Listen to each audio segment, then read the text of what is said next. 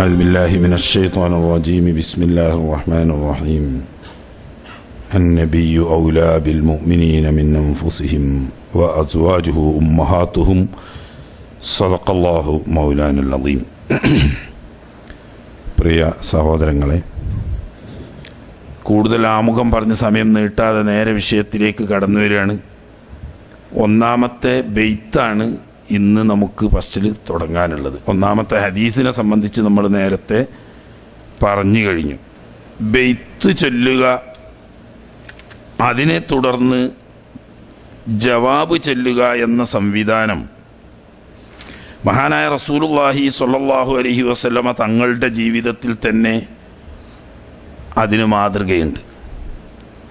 Medina ഷരീഫിലെ പള്ളി മസ്ജിദുൻ നബവി നിർമ്മിച്ചു കൊണ്ടിരിക്കുമ്പോൾ അതിനു വേണ്ട കല്ലുകളും കട്ടയും ചുമന്നുകൊണ്ട് ബഹുമാനപ്പെട്ട സഹാബാക്കിറാമുകൾ ചുമടെടുത്ത് നടക്കുമ്പോൾ സാധാരണ നഹ്നുല്ലദൂന ബായഉ മുഹമ്മദ അലൽ ജിഹാദി മാ ബഖീന അബദ എന്ന് തുടങ്ങിയ കവിത ആലപിച്ചുകൊണ്ടായിരുന്നു ബഹുമാനപ്പെട്ട സഹാബത്ത് കല്ല് ചുമന്നുകൊണ്ടിരുന്നത്. മഹാന്മാരായ സഹാബത്ത് ഈ കവിത ചൊല്ലുമ്പോൾ അതിന് ജവാബ് എന്ന നിലക്ക് മഹാനായ റസൂലുള്ളാഹി സ്വല്ലല്ലാഹു അലൈഹി വസല്ലമ തങ്ങൾ അല്ലാഹുമ്മ ലാ ഖൈറ ഇല്ലാ ഖൈറുൽ ആഖിറ ഫഗ്ഫിർ ലിൽ അൻസാരി വൽ മുഹാജിറ എന്ന് അതിന് ജവാബ് ചൊല്ലുമായിരുന്നു. അപ്പോൾ കാര്യമായ ഒരു കാര്യം കവിതയിലൂടെ പ്രകടിപ്പിക്കുകയും അതിന് ജവാബ് ചൊല്ലുകയും ചെയ്യുന്ന സമ്പ്രദായം ഇത് മദീന പള്ളി നിർമ്മിച്ചപ്പോൾ മാത്രമല്ല, ഖന്തഖ് കുഴിച്ചപ്പോഴും ബഹുമാനപ്പെട്ട സഹാബാ കിറാമുകൾ പാട്ടുപാടിക്കൊണ്ടായിരുന്നു മണ്ണ് കിളച്ചതും അത് ചുമന്നു കൊണ്ടുവന്ന് പുറത്തേക്ക് മാറ്റിയതും. അപ്പോഴും അവർ ഈ ബെയ്ത്തുകൾ ചൊല്ലിക്കൊണ്ടായിരുന്നു. മഹാനായ നബി സല്ലല്ലാഹു അലൈഹി വസല്ലം തങ്ങൾ അതിന് ജവാബും ചൊല്ലിയിരുന്നു. അപ്പം മദ്ഹ് ബെയ്ത്തുകൾ ചൊല്ലുക, അതിന് ജവാബ് ചൊല്ലുക എന്ന സമ്പ്രദായം നേരത്തെ തിരുനബി സല്ലല്ലാഹു അലൈഹി വസല്ലം തങ്ങളുടെയും സ്വഹാബത്തിൻ്റെയും നടപടിയിലുള്ളതാണ്. ലോക മുസ്ലിങ്ങൾ ഇന്നും അത് വ്യാപകമായി കൊണ്ടുവരുന്നതുമാണ്. സാധാരണഗതിയിൽ ജവാബ് ചൊല്ലുന്നത് മൗലിദാവുമ്പം സ്വലാത്ത് വർദ്ധിപ്പിക്കലാണ് അതിൻ്റെ പ്രധാന ലക്ഷ്യം.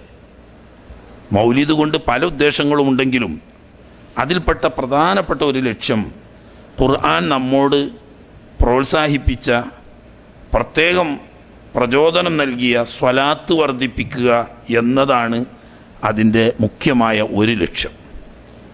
അത് ഈ ജവാബിലൂടെ പ്രകടിപ്പിക്കുന്നു എന്നതാണ് മുഖ്യമായ അതിൻ്റെ ഒരു നേട്ടം. ബെയ്ത്തുകളൊക്കെ മിക്കവാറും മദ്ഹുകളായിരിക്കും. അങ്ങനെ മദ്ഹ് ചൊല്ലുമ്പോൾ കൂടിയിരിക്കുന്ന ആളുകൾ സ്വലാത്ത് ചൊല്ലിക്കൊണ്ടാണ് അതിൽ ഭാഗവാക്കാവുന്നത്.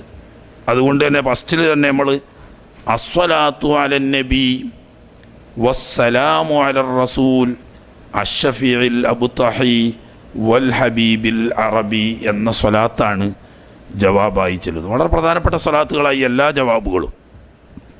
അസ്സലാത്തു അല്ലാഹു സുബ്ഹാനഹു വ തആലയുടെ മഹത്തായ സ്വലാത്ത്. സ്വലാത്ത് എന്നാൽ അർ റഹ്മത്തുൽ കാമില അൽ മഖ്റൂനത്തു ബിത്തഅദീം എന്നാണ് മഹാന്മാർ അതിനെ വ്യാഖ്യാനിച്ചത്. സ്വലാത്ത് എന്ന് പറഞ്ഞാൽ അർ റഹ്മത്തുൽ കാമില, സമ്പൂർണമായ അനുഗ്രഹം. അതുകൊണ്ടാണ് അമ്പിയാക്കൾക്കല്ലാതെ സ്വലാത്ത് നേരിട്ട് പറയാൻ പറ്റൂല അറിയുന്നത്. കാരണം സമ്പൂർണമായ അള്ളാഹുവിൻ്റെ അനുഗ്രഹം ലഭിച്ചവർ അള്ളാഹുവിൻ്റെ അടിയാറുകളിൽ അവൻ്റെ അമ്പിയ മുർസലീങ്ങൾ മാത്രമാണ്. അപ്പം ബാക്കിയുള്ളവർക്കും സ്വലാത്തിൻ്റെ ഇവരോട് തുടർന്നേ പറ്റൂ. നബി സല്ലല്ലാഹു അലൈഹി വസല്ലം തങ്ങൾ അതുപോലെ മറ്റ് നബിമാർ അവരുടെ മേൽ സ്വലാത്ത് ചൊല്ലുന്ന കൂട്ടത്തിൽ മഹാന്മാരായ സ്വാലിഹീങ്ങൾ മുഅ്മിനീങ്ങൾക്ക് വേണ്ടി ചെല്ലാം. പക്ഷെ സ്വന്തമായി ചൊല്ലിക്കൂടാ എന്ന് പറയാൻ കാരണം അമ്പിയ മുർസലീങ്ങളല്ലാത്തവരെ സംബന്ധിച്ചുള്ള അനുഗ്രഹങ്ങളൊക്കെ സമ്പൂർണമായി എന്ന് പറയാൻ കഴിയില്ല. അല്ലാഹു തആല അവൻ്റെ അടിയാറുകൾക്ക് ചെയ്യുന്ന അനുഗ്രഹത്തിൽ ഏറ്റവും സമ്പൂർണമായത് മാത്രമല്ല അൽ മഖ്റൂനത്തു ബിത്തഅദീം, സമ്പൂർണമായ അനുഗ്രഹം തന്നെ ആദരവോടനുബന്ധിച്ചുകൊണ്ട് അള്ളാഹു ആദരിച്ചുകൊണ്ട് ചെയ്യുന്ന സമ്പൂർണമായ അനുഗ്രഹം എന്നാണ് സ്വലാത്തിനർത്ഥം. അങ്ങനെയുള്ള അള്ളാഹു ആദരവ് നൽകിക്കൊണ്ട് സമ്പൂർണമായി നൽകുന്ന സ്വലാത്ത് അലൻ നബി അന്നബി എന്ന് പറഞ്ഞാൽ എല്ലാ നബിമാർക്കും നബി എന്ന് പറയാമെങ്കിലും അന്നബി എന്ന് അലിഫുലാമിട്ട് പറഞ്ഞാൽ ഈ രംഗത്തുള്ള സമ്പൂർണ്ണ വ്യക്തിത്വം എന്നാണ്. ബൈത്ത് എന്ന് എല്ലാ വീട്ടിലും പറയാം, പക്ഷേ അൽ ബൈത്ത് എന്ന് പറഞ്ഞാൽ കഅബ ഷരീഫിനെ പറയൂ. എന്നതുപോലെ നബി എന്ന് പറഞ്ഞാൽ 1,00,000-ലധികം വരുന്ന അംബിയ മുർസലീങ്ങൾക്കൊക്കെ നബി എന്ന് പറയാം. പക്ഷേ അന്നബി എന്ന് പേര് പറയാതെ ഒറ്റവാക്കിൽ പറഞ്ഞാൽ അത് അഷ്റഫുൽ ഖൽഖ് മുഹമ്മദുർ റസൂലുള്ളാഹി സ്വല്ലല്ലാഹു. അതിന് അറബിയിലൊരു പൊതു തത്വമുണ്ട്. ഒരു വിഷയം ആ രംഗത്ത് സമ്പൂർണ്ണ വ്യക്തിത്വം ആരാണോ അയാൾക്ക് പറയുമ്പോൾ പിന്നെ പ്രത്യേകം പേര് ഉണർത്തേണ്ടതില്ലാണ്. അന്നബി എന്ന് പറഞ്ഞാൽ നബിമാരിൽ എല്ലാം തികഞ്ഞ സമ്പൂർണ്ണൻ മുഹമ്മദ് മുസ്തഫ സ്വല്ലല്ലാഹു. അതുപോലെ അലൻ നബിയെ തിരുനബി സ്വല്ലല്ലാഹു അലൈഹി വസല്ലമ തങ്ങളുടെ മേൽ അള്ളാഹുവിൻ്റെ ആദരവോടുകൂടിയ സമ്പൂർണമായ അനുഗ്രഹം സദാ വർഷിക്കുമാറാകട്ടെ. വസ്സലാമു അലർ റസൂൽ. അള്ളാഹു തആല ഖുർആനിലൂടെ പറഞ്ഞ സ്വല്ലു അലൈഹി വസല്ലിമു എന്ന് പറഞ്ഞ സലാം, അള്ളാഹു സുബ്ഹാനഹു വ തആലയുടെ സലാം അലർ റസൂലി. അർ റസൂൽ, റസൂൽ എന്ന് പറയുമ്പോൾ 313 മുർസലീങ്ങൾക്കും റസൂൽ എന്ന് പറയാം. കൂട്ടത്തിൽ സമ്പൂർണനായ മുഹമ്മദ് മുസ്തഫ സല്ലല്ലാഹു അലൈഹി വസല്ലം തങ്ങളാണ് അർ റസൂൽ എന്ന് പറയും. അപ്പോൾ അള്ളാഹുവിൻ്റെ അമ്പിയാക്കന്മാരുടെ നേതാവും അവരുടെ അമ്പിയ മുർസലീങ്ങളുടെ നേതാവുമായ അഷ്റഫുൽ ഖൽഖ് സല്ലല്ലാഹു അലൈഹി വസല്ലം തങ്ങളുടെ മേൽ അള്ളാഹുവിൻ്റെ സമ്പൂർണമായ സ്വലാത്തും സലാമും ഉണ്ടായിരിക്കട്ടെ. ഞാൻ നബി സല്ലല്ലാഹു അലൈഹി വസല്ലം തങ്ങളുടെ ഒരു സുവിശേഷ ഗുണമാണ് കൂടെ ലാസ്റ്റ് പറയുന്നത്. അഷ്ഷഫീഉൽ അബ്തഹി. അഷ്ഷഫീഅ്, ഷഫീഅ് ഫഈൽ വസ്ന് പറയുമ്പോൾ ഫായിലിൻ്റെ മാനക്കും മഫ്ഊലിൻ്റെ മാനക്കും വരും എന്നാണ് അറബി വ്യാകരണ നിയമപ്രകാരം. അഥവാ ഷഫാഅത്ത് ചെയ്യുന്ന വ്യക്തി എന്നും ഷഫാഅത്ത് സ്വീകരിക്കപ്പെടുന്ന വ്യക്തി എന്നും രണ്ടും ഷഫീഇന് അർത്ഥമുണ്ട്. ആ രണ്ടർത്ഥത്തിലും നബി സല്ലല്ലാഹു അലൈഹി വസല്ലം തങ്ങൾ ശരിയാണ്. ആദ്യമായി ഷഫാഅത്ത് ചെയ്യുന്നതും ഹബീബ് മുഹമ്മദുർ റസൂലുള്ളാഹി സ്വല്ലല്ലാഹു അലൈഹി വസല്ലം തങ്ങളാണ്. ആദ്യമായി ഷഫാഅത്ത് സ്വീകരിക്കപ്പെടുന്നതും തിരുനബി സല്ലല്ലാഹു അലൈഹി വസല്ലം തങ്ങളുടേതാണ്. അപ്പോൾ ലോകത്ത് ആദ്യമായി ഷഫാഅത്ത് ചെയ്യുന്നവരും അല്ലാഹു സുബ്ഹാനഹു വ തആല ഷഫാഅത്ത് സ്വീകരിക്കുന്നവരുമായ അൽ അബ്തഹി എന്ന് പറയുന്ന മക്കായിൽ ജനിച്ചു വളർന്ന മഹാനായ നബി സല്ലല്ലാഹു അലൈഹി വസല്ലം തങ്ങളുടെ മേലുണ്ടായിരിക്കട്ടെ. വൽ ഹബീബ്, അല്ലാഹു സുബ്ഹാനഹു വ തആലയുടെ അൽ ഹബീബ് എന്ന വിശേഷണം നൽകപ്പെട്ട ഒറ്റൊരു നബി മാത്രമേ ഉള്ളൂ. അതേസമയത്ത് അൽ ഖലീൽ എന്ന വിശേഷണത്തിൽ മഹാനായ മുഹമ്മദുർ റസൂലുള്ളാഹി സ്വല്ലല്ലാഹു അലൈഹി വസല്ലം തങ്ങൾക്ക് പുറമേ മഹാനായ ഖലീലുല്ലാഹി ഇബ്രാഹിം അലൈഹിസ്സലാം കൂടിയുണ്ട്. എന്നാൽ അൽ ഹബീബ് എന്ന വിശേഷണം നൽകപ്പെട്ട ഏക നബി മഹാനായ മുഹമ്മദുർ റസൂലുള്ളാഹി സ്വല്ലല്ലാഹു അലൈഹി വസല്ലം. അപ്പോൾ അള്ളാഹുവിൻ്റെ ഹബീബും ജനങ്ങൾക്ക് മുഴുവൻ ഷഫാഅത്ത് ചെയ്യുകയും ആ ഷഫാഅത്ത് അള്ളാഹു സ്വീകരിക്കുകയും ചെയ്യപ്പെടുന്ന മക്കയിൽ ജനിച്ചു വളർന്നു വന്ന മഹാനായ മുഹമ്മദുർ റസൂലുള്ളാഹി സ്വല്ലല്ലാഹു അലൈഹി വസല്ലം തങ്ങളുടെ മേൽ അള്ളാഹുവിൻ്റെ സ്വലാത്തും സലാമും സദാ വർഷിക്കുമാറാകട്ടെ എന്നാണ് ജവാബ്. അപ്പോൾ വളരെ പ്രധാനപ്പെട്ട സ്വലാത്താണ്. സ്വലാത്ത് ഇന്ന രീതിയിലേ ചൊല്ലിക്കൂടൂ എന്നില്ല. സ്വലാത്തിന് വ്യത്യസ്ത രീതികൾ നബി സല്ലല്ലാഹു അലൈഹി വസല്ലം തങ്ങൾ തന്നെ പഠിപ്പിച്ചു തന്നിട്ടുണ്ട്. അതിൻ്റെ പുറമെ ബഹുമാനപ്പെട്ട സ്വഹാബാ കിറാമുകളും വ്യത്യസ്ത രീതിയിൽ സ്വലാത്ത് ചൊല്ലിയിട്ടുണ്ട്. അതിൽപ്പെട്ട ഒരു രീതിയാണ് സ്വലാത്ത്. അന്ത തത്ലുഉ ബൈനന. സാധാരണ നമ്മളെ പല മൗലിദ് കിതാബുകളിലും കാണുക അന്ത തത്ലുഉ ബൈനന അല്ലേ? ലാമിന് ഫത്ത് കൊണ്ടല്ലേ അധിക സ്ഥലത്തും കാണുക. അതൊരു ഒരുപക്ഷെ അച്ചടി തെറ്റാണ്. അതല്ലെങ്കിൽ അത് ഒരു പിഴവാണ്. ഏതായാലും ത്വല എന്ന ഫീലിന് യത്ലഉ എന്ന വരും മുബാരി. യത്ലഉ എന്ന് വരുമ്പം കയറുക എന്നുള്ള അർത്ഥമായി ത്വലക്ക്. വണ്ടി കയറുമ്പൊരുക്കല്ലേ ഉണ്ടല്ലേ ത്വല എന്ന് പറയുന്ന ആ ത്വല യത്ലഉ ആകുമ്പോൾ അപ്പം മലമ്മ കയറുക, വണ്ടി കയറുക തുടങ്ങിയ ഒരു കയറ്റത്തെ കുറിക്കുന്ന ത്വലക്കെ എന്ത് വരുള്ളൂ? യത്ലഉ എന്ന് വരികയുള്ളൂ. അതേസമയത്ത് ത്വല യത്ലുഉ എന്ന് ലൊമ്മുകൊണ്ട് വരുമ്പോഴേ ഉദിക്കുക, പ്രത്യക്ഷപ്പെടുക എന്നർത്ഥം കിട്ടുള്ളൂ. ആ അർത്ഥത്തിനാണ് നമ്മളിവിടെ ഉപയോഗിക്കുന്നത്. അതുകൊണ്ട് ചില മൗലിദ് കിതാബുകളിലൊക്കെ അന്ത തത്ലുഉ എന്ന് ഫത്ഹ് കൊണ്ട് കണ്ടാൽ നല്ല ഒരു പെണ്ണെടുത്തിട്ട് എന്താക്കി കളയുക, അതിന് തലക്കൽ ചെറിയൊരു കൊക്ക വളച്ചു കൊടുക്കുക. അപ്പം എന്താവും? ഒത്തിരി പോവല്ലോ, ലൊമ്മാക്കണം, അല്ലെങ്കിൽ അർത്ഥം മാറിപ്പോവും. അറബി അറിയുന്നവരോട് ചോദിച്ചാൽ ചിലപ്പോൾ ത്വല യത്ലുഉ എന്ന് പറഞ്ഞാൽ ഉണ്ട് എന്നൊരു പറയാം. പക്ഷെ ഉണ്ട് എന്ന് പറഞ്ഞിട്ട് അറിയില്ലല്ലോ, അർത്ഥമൊക്കെ ഉണ്ടേ. അന്ത തത്ലുഉ ബൈനന, ഞങ്ങൾക്കിടയിൽ. ഞങ്ങൾക്കിടയിൽ എന്ന് പറയുമ്പം നിങ്ങളെ ഇടയിലല്ല. മറിച്ച് ഈ ഉമ്മത്തിലെ നേതാക്കന്മാരും മുമ്പന്മാരുമായ മുഹാജിറുകളും അൻസാറുകളുമാവുന്ന സ്വഹാബാക്കൾക്കിടയിൽ ഹബീബായ നബിയെ അങ്ങ് പ്രത്യക്ഷപ്പെടുന്നു. ഏതുപോലെ? ഫിൽ കവാകിബി കൽ ബുദൂർ, നിറയെ നിറഞ്ഞു നിൽക്കുന്ന നക്ഷത്രങ്ങൾക്കിടയിൽ പൂർണ്ണ ചന്ദ്രന്മാര് ഉദിക്കുന്നത് പോലെ. ബുദൂർ എന്ന് പറഞ്ഞാൽ ബദറിന്റെ ബഹുവചന. ബദർ എന്ന് പറഞ്ഞാൽ പൂർണ്ണചന്ദ്രൻ, 14 രാവ് എന്നൊക്കെ നമ്മൾ പറയുന്നത്. അപ്പൊ പൂർണ്ണചന്ദ്രന്മാര് അങ്ങനെയൊന്നും ഉണ്ടോയെന്ന് ചോദിക്കേണ്ട. ഒരു പൂർണ്ണചന്ദ്രൻ തന്നെ നക്ഷത്രങ്ങൾക്കിടയിൽ ഉദിച്ചാൽ ആ നക്ഷത്രത്തിന് സ്വയം പ്രകാശമുണ്ടെങ്കിൽ പോലും ഈ പൂർണ്ണചന്ദ്രന്റെ വെളിച്ചത്തിൽ അത് നിഷ്പ്രഭമാവും. അപ്പൊ അങ്ങനെ കുറേ പൂർണ്ണചന്ദ്രന്മാർ ഒന്നിച്ചുദിച്ചാലോ? കുറേ പൂർണ്ണചന്ദ്രന്മാർ ഒന്നിച്ചുദിക്കുന്നത് നമ്മൾ മനസ്സിൽ സങ്കല്പിച്ചാൽ മതി. അങ്ങനെയാണ് കവിതകളിലെ വർണ്ണന. കുറേ പൂർണ്ണചന്ദ്രന്മാർ ഒന്നിച്ചിങ്ങോട്ട് ഉദിച്ചു വന്നു. എന്നാൽ പിന്നെ ആകാശത്ത് ലോകത്തിന്റെ ഇരുട്ടിൽ പ്രകാശം പൊഴിച്ചു കൊണ്ടിരിക്കുന്ന ആയിരക്കണക്കായ നക്ഷത്രങ്ങളുടെ പ്രകാശം നിഷ്പ്രഭമാകുന്നത് പോലെ ഈ ഉമ്മത്തിലെ നേതാക്കന്മാരായ ബഹുമാനപ്പെട്ട സ്വഹാബാക്കിറാമുകൾക്കിടയിൽ ഹബീബായ നബി സല്ലല്ലാഹു അലൈഹി വസല്ലം തങ്ങൾ പ്രത്യക്ഷപ്പെട്ടാൽ ലോകത്തിന് മുഴുവനും വെളിച്ചം കാട്ടുന്ന സഹാബത്തിന്റെ പ്രഭ പോലും ഇല്ലാതായി പോകുന്ന അത്രയും വലിയ പ്രകാശത്തിന്റെ ഉടമയാണ് താങ്കൾ എന്നാണ്. അതങ്ങനെ അങ്ങനെ വെക്കാൻ കാരണം എന്ന് വെച്ചാൽ സ്വഹാബത്ത് തന്നെ ചെല്ലിയതാണല്ലോ. ഏത്? ത്വലഅൽ ബദ്റു അലൈന മിൻ സനിയാത്തിൽ വദാഇ. ഹിജ്റ ചെന്ന സമയത്ത് മുഹാജിറുകളും അൻസ്വാറുകളുമാവുന്ന സ്വഹാബത്ത്, നേരത്തെ മുഹാജിറുകൾക്ക് നേരത്തെ പോയവരാണല്ലോ അധികാളും, അവരും അവിടത്തുകാരാവുന്ന സ്വഹാബത്തും മഹാനായ നബി സല്ലല്ലാഹു അലൈഹി വസല്ലം തങ്ങൾക്ക് സ്വീകരണം നൽകിക്കൊണ്ട് കവിത ചൊല്ലിയ കൂട്ടത്തിൽ അന്ന് ചൊല്ലിയതാണ്. കൂട്ടത്തിൽ നമ്മൾ മനസ്സിലാക്കുക അത് റബീഉൽ അവ്വൽ 12 ആയിരുന്നു. ബഹുമാനപ്പെട്ട നബി സല്ലല്ലാഹു അലൈഹി വസല്ലം തങ്ങൾ റബീഉൽ അവ്വൽ അവിടെ എത്തുമ്പോൾ ഒരു തിങ്കളാഴ്ച ദിവസം ആണ്. ആ തിങ്കളാഴ്ച നബി സല്ലല്ലാഹു അലൈഹി വസല്ലം തങ്ങൾ അവിടെ എത്തിയ സമയത്ത് സ്വഹാബത്ത് സ്വീകരിച്ചുകൊണ്ട് പാട്ടുപാടിയതാണ് ത്വലഅൽ ബദ്റു അലൈന, പൂർണ്ണചന്ദ്രൻ ഞങ്ങളുടെ മേൽ ഉദിച്ചുയർന്നു കഴിഞ്ഞു, പൂർണ്ണചന്ദ്രൻ ഞങ്ങൾക്കിടയിൽ പ്രത്യക്ഷപ്പെട്ടു. മിൻ സനിയാത്തിൽ വദാഇ, സനിയത്തുൽ വദാഇ എന്ന് പറയുന്ന പ്രദേശത്തിലൂടെ മഹാനായ അഷ്റഫുൽ ഖൽഖ് സല്ലല്ലാഹു അലൈഹി വസല്ലം തങ്ങളാവുന്ന അപ്പൊ അന്നത്തെ ആ ഒരവസ്ഥ മനസ്സിൽ കാണണം എന്നർത്ഥം.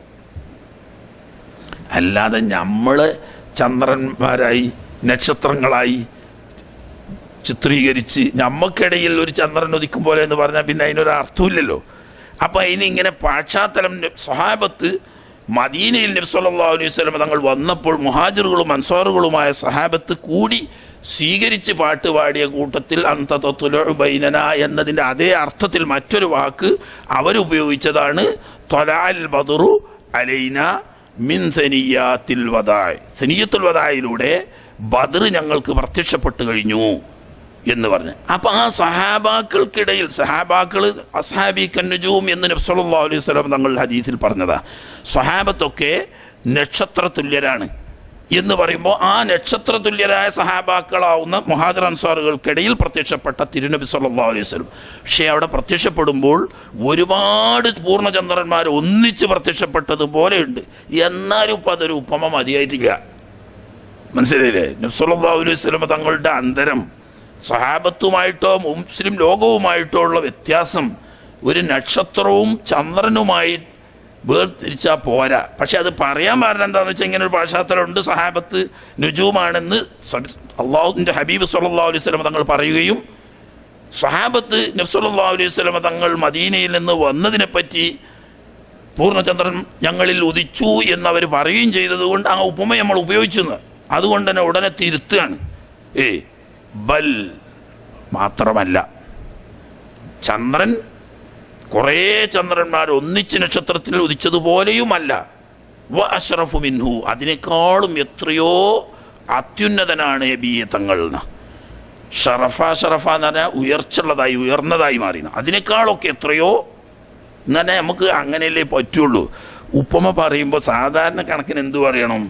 ഒരു വസ്തുവിനോട് നമ്മൾ മറ്റൊരു വസ്തുവിനെ ഉപമിക്കുമ്പോൾ ഉപമിക്കപ്പെടുന്ന വസ്തു ഈ ഉപമിച്ച വസ്തുവിനേക്കാളും മേലെ ആയിരിക്കണമല്ലോ. അവനെ കണ്ടാൽ സൂര്യൻ പോലെ ഉണ്ട് എന്ന് പറയുമ്പോൾ സൂര്യന് കൂടുതൽ പ്രകാശവും അതിൻ്റെ കുറച്ച് താഴെയാവുമ്പോഴല്ലേ ആ ബാക്കി നടത്തുള്ളൂ. നരി പോലെ ഉണ്ടോനെ എന്ന് പറഞ്ഞാൽ എന്താ, ഇവനാണ് മേലെ എന്ന് പറയാൻ പറ്റും. പക്ഷേ അതാണ് അതിൻ്റെ പൊതു നിയമമെങ്കിലും ചിലതിന് ഉപമ പറയാൻ കഴിയില്ല. കഴിയാതിരിക്കുമ്പോൾ പിന്നെ എന്ത് പറയണം? പിന്നെ പറയണേ നമ്മളെ പഴയ മലയാളത്തിൽ പറയുന്ന ഒരു ഉപമയാണ് സാഗരം സാഗരോപമം. കേട്ടിട്ടില്ലേ? കടല് പോലത്തെ കടല്, അത് ഒരു പ്രത്യേക പ്രയോഗ എന്നതുപോലെ അല്ലാതെ ഉപമ പറയാൻ പറ്റുന്ന ഒന്നില്ല. നബി സല്ലല്ലാഹു അലൈഹി വസല്ലം തങ്ങളെ ഉപമിക്കാൻ പറ്റുന്ന ഒരു വസ്തു ലോകത്തില്ല. അപ്പൊ അത് പറ്റുന്ന നമുക്ക് മനസ്സിലാവുന്ന ഒരു ഉപമ പറഞ്ഞിട്ട് പറയണം അങ്ങനെയാണെന്ന് മനസ്സിലാക്കേണ്ട. വഅശ്റഫു മിൻഹു, അതിനേക്കാളൊക്കെ എത്രയോ ഉന്നതമാണ് താങ്കൾ. യാ സയ്യിദി ഖൈറൻ നബി, യാ സയ്യിദി ഖൈറൻ നബി. സയ്യിദ് എന്ന വാക്കിന് പല അർത്ഥങ്ങളുമുണ്ട്. ഉടമക്കാരൻ എന്നൊരർത്ഥമുണ്ട്, അത് അള്ളാഹുവിനെ സംബന്ധിച്ച് മാത്രമേ പറയാൻ പാടുള്ളൂ. സയ്യിദ് ഉടമക്കാരൻ എന്ന അർത്ഥത്തിനുള്ള സയ്യിദ് അള്ളാഹുവിനെ കുറിച്ച് മാത്രമേ പറയാൻ പാടുള്ളൂ. അതേ സമയത്ത് അതിന് യജമാനൻ എന്ന അർത്ഥം വെക്കാറുണ്ട്.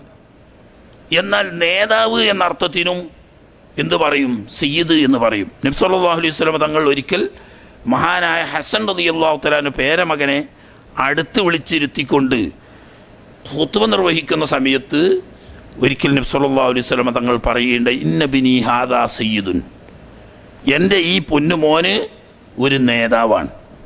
ലഅല്ലല്ലാഹ അൻ യുലിഫ ബൈന ഫിഅതൈനി അളീമതൈനി മിൻ ഹാദിഹിൽ ഉമ്മ. ഈ സമുദായം ഒരു പ്രത്യേക ഘട്ടത്തിൽ രണ്ടായി പിരിഞ്ഞ് പരസ്പരം പോരടിക്കുന്ന സമയത്ത് ഈ രണ്ട് കക്ഷികളെ പരസ്പരം രമ്യമായി പരിഹാരമുണ്ടാക്കി ഒന്നിപ്പിക്കും എന്ന് പറഞ്ഞ് അവിടെ ഹസൻ റളിയല്ലാഹു തആലയെ സംബന്ധിച്ച് നബി സല്ലല്ലാഹു അലൈഹി വസല്ലം തങ്ങൾ സയ്യിദ് എന്നാണ് പ്രയോഗിച്ചത്.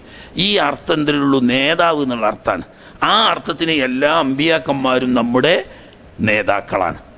അവരുടെ നേതാവാണ് അഷ്റഫുൽ ഖൽഖ് സല്ലല്ലാഹു അലൈഹി വസല്ലം തങ്ങൾ.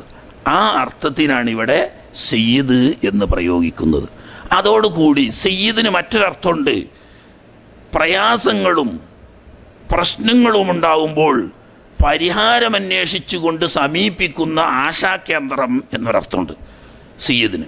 ആ അർത്ഥത്തിനാണ് അന സയ്യിദു വുൽദി ആദമ യൗമൽ ഖിയാമ വലാ ഫഖ്റ എന്ന് നബി സല്ലല്ലാഹു അലൈഹി വസല്ലം തങ്ങൾ പറഞ്ഞതായി ഹദീസിലുണ്ട്. മനുഷ്യകുലത്തിൻ്റെ മുഴുവനും അഭയകേന്ദ്രമാണ് ഞാൻ. ഇത് ഞാൻ അഭിമാനം പറയുകയല്ല, മറിച്ച് അള്ളാഹു എനിക്ക് ചെയ്തു തന്ന നിഅമത്ത് എടുത്തു പറഞ്ഞതാണ് എന്ന് നബി സല്ലല്ലാഹു അലൈഹി വസല്ലം തങ്ങൾ പറഞ്ഞത്. കാരണം ഷഫാഅത്തിൻ്റെ ബാബിൽ ഇമാം ബുഖാരിയും മുസ്ലിമും റിവായത്ത് ചെയ്ത ഹദീസിൽ കാണാം, ആദം നബി അലൈഹിസ്സലാം തൊട്ട് ഈസാ അലൈഹിസ്സലാം വരെയുള്ള എല്ലാ നബിമാരെയും ഷഫാഅത്തിന് വേണ്ടിയിട്ട് സമീപിച്ച് ജനങ്ങൾ ഒരു അഭയകേന്ദ്രത്തെ അന്വേഷിച്ചുകൊണ്ട് നടന്ന് അവസാനം ഹബീബ് റസൂലുള്ളാഹി സ്വല്ലല്ലാഹു അലൈഹി വസല്ലം തങ്ങളെ സമീപിക്കുമ്പോൾ അനലഹ, ലോകത്തിന് മുഴുവനായി അഭയം തരാൻ അല്ലെങ്കിൽ അവർക്ക് വേണ്ടി പ്രശ്നത്തിൽ ഇടപെട്ട് അവരുടെ പ്രശ്നപരിഹാരത്തിന് വേണ്ടി അള്ളാഹുവിനോട് സമീപിക്കാൻ അർഹതപ്പെട്ടവൻ ഞാനാണ് എന്ന് പറയുകയും അവർക്കൊന്നിച്ച് അള്ളാഹുവിൻ്റെ മുന്നിൽ ഷഫാഅത്ത് ചെയ്യുകയും ചെയ്യുന്ന ആ സ്ഥാനം മറ്റൊരാൾക്കുമില്ല. ഈ അർത്ഥത്തിന് അന സയ്യിദു വുൽദി ആദമ യൗമൽ ഖിയാമ, ഖിയാമത്ത് നാളിൽ മനുഷ്യകുലത്തിന് മൊത്തം ആശ്രയകേന്ദ്രമാണ് ഞാൻ. അവർ മുഴുവനും പ്രശ്നപരിഹാരത്തിന് വേണ്ടി എന്നെ സമീപിക്കുകയും അവരുടെ പ്രശ്നപരിഹാരത്തിന് വേണ്ടി അള്ളാഹുവിനോട് ഞാൻ ശുപാർശ ചെയ്യുകയും ചെയ്യുന്നവരാണ്. ആ അർത്ഥത്തിനും സയ്യിദ് എന്ന് വെക്കുക. അപ്പം നേതാവായിട്ടുള്ളവരും അതുപോലെ ആശ്രയ കേന്ദ്രമായിട്ടുള്ളതായ നബിയെ, ഖൈറൻ നബി, അമ്പിയാക്കന്മാരിൽ ഏറ്റവും ഖൈറായ, പിന്നെ വിശദീകരിക്കാതെ തന്നെ എല്ലാവർക്കും അറിയുള്ളൂ, എല്ലാ അമ്പിയാക്കന്മാരുടെയും നേതാവായതുകൊണ്ട് തന്നെ ഖൈറൻ നബി എന്ന്. അന്ത ഉമ്മും അമ്മബു മാ റഅയ്നാ ഫീഹിമാ മിസ്ല ഹുസ്നിക ഖത്തു യാ സയ്യിദി ഖൈറൻ നബി. രണ്ടാമത്തെ ബൈത്ത് അന്ത ഉമ്മുൻ, ഒരു ചോദ്യചിഹ്നം ഉണ്ട് അവിടെ. അത് ബെയ്ത്തിന്റെ സൗകര്യത്തിന് വേണ്ടി വിട്ടുകളഞ്ഞതാണ്. അങ്ങനെ അറബി നിയമപ്രകാരം സർവ്വസാധാരണമാണ് താനും. അന്ത ഉമ്മുൻ, ഹബീബായ നബിയെ താങ്കൾ ഞങ്ങളുടെ മാതാവാണോ? അം അബൂ, അതല്ല താങ്കൾ ഞങ്ങളുടെ പിതാവാണോ? ഒരു മനുഷ്യന് ഈ ലോകത്ത് ഏറ്റവും പ്രധാനപ്പെട്ട, ഏറ്റവും പ്രിയപ്പെട്ട എന്തൊരു പ്രശ്നത്തിന്റെ സമയത്തും വെറുതെ ഒന്ന് വീകാൻ പോകുമ്പോഴൂടി നമ്മളെന്താ പറയാ? എൻ്റെ അമ്മയെന്ന് പറയും. കാരണം എന്താണ്? ഉമ്മയോടുള്ള ആ ഒരു ബന്ധം ജനിച്ച അന്ന് മുതൽ ഉമ്മയെ ആശ്രയ കേന്ദ്രമായിട്ട് കുട്ടികൾ കാണുന്നു. അത് ശരിയോ തെറ്റോ നോക്കിയിട്ടല്ല, അങ്ങനെയാണ് മനുഷ്യന്റെ അടുപ്പവും ബന്ധവും. ആ നിലക്ക് നോക്കുമ്പം നബി സല്ലല്ലാഹു അലൈഹി വസല്ലമ തങ്ങളും നമ്മളും തമ്മിലുള്ള ബന്ധം നോക്കുമ്പോൾ ഏത് സമയത്തും ഒരു പൊക്കിൾക്കൊടി ബന്ധത്തിനേക്കാളും അപ്പുറമാണ്. അപ്പോൾ ഏറ്റവും അടുത്ത പൊക്കിൾക്കൊടി ബന്ധമുള്ളത് ഉമ്മയാണല്ലോ. അങ്ങ് ഞങ്ങളുടെ മാതാവാണോ എന്ന് ഞാൻ ഒരു വേള ചിന്തിച്ചു പോകുന്നു.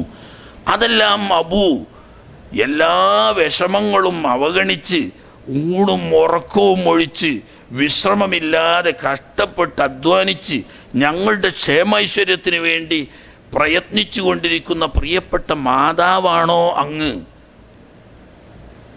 നേരത്തെ പറഞ്ഞതുപോലെ തന്നെ ചന്ദ്രനോട് ഉപമിച്ചിട്ട് മതിയാകാത്തതുപോലെ ഇവിടെയും തന്നെ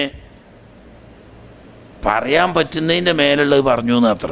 ഉമ്മയും ബാപ്പയാണല്ലോ ഒരു മനുഷ്യന് ഏറ്റവും പ്രിയപ്പെട്ടതും ഏറ്റവും ബന്ധപ്പെട്ടതും ഏറ്റവും വലിയ ആശ്രയകേന്ദ്രവും.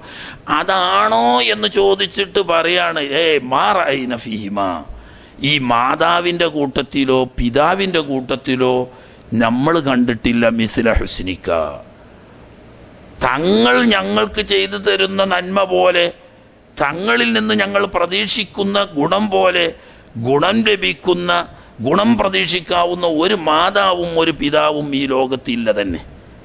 ഏതൊരു മാതാവും ഒരു നിശ്ചിത പരിധി വരെ സഹായിക്കോ, ദുന്യാവെന്ന് പരമാവധി സഹായിച്ചെന്ന് വരും. ആകുന്നിടത്തോളം സ്വന്തം ജീവൻ അവഗണിച്ചിട്ടും എന്താവും? മക്കളെ രക്ഷിക്കാനൊരു ഉമ്മ തയ്യാറാവും. സ്വന്തം ജീവന് തുല്യം സ്നേഹിക്കാൻ പിതാവും തയ്യാറാവും. അങ്ങനെ വ്യത്യാസം. മാതാവ് സ്വന്തം ജീവനേക്കാളും മക്കളെ സ്നേഹിക്കും, പിതാവ് സ്വന്തം ജീവനെ പോലെ സ്നേഹിക്കും. എന്നാൽ അതൊക്കെ ദുന്യാവത്തെ അവസ്ഥ. ആഖിറത്തിലെത്തിയാലോ ഉമ്മാക്കും ബാപ്പാക്കും ബാക്കിയുള്ളവർക്കും ആർക്കും ഒന്നും ചെയ്യാൻ കഴിയില്ല. യൗമ യഫിറുൽ മർഉ മിൻ അഖീഹി വ ഉമ്മിഹി വ അബീഹി വ സാഹിബതിഹി വ ബനീഹി ലികുല്ലി ഇംരിഇൻ മിൻഹും യൗമഇദിൻ ശഅ്നുൻ യുഗ്നീഹി. ഒരാൾക്കും ഒന്നും ചെയ്യാൻ കഴിയില്ല. സ്വന്തം സഹോദരനെ കാണുമ്പോൾ, സ്വന്തം മാതാവ് മക്കളെ കാണുമ്പോൾ, പിതാവ് മക്കളെ കാണുമ്പോൾ, തിരിച്ച് മാതാവിനെ കാണുന്ന മക്കൾ, പിതാവിനെ കാണുന്ന മക്കൾ, ഭാര്യയെ കാണുന്ന ഭർത്താവ്, ഭർത്താവിനെ കാണുന്ന ഭാര്യ ഓടി അകലും.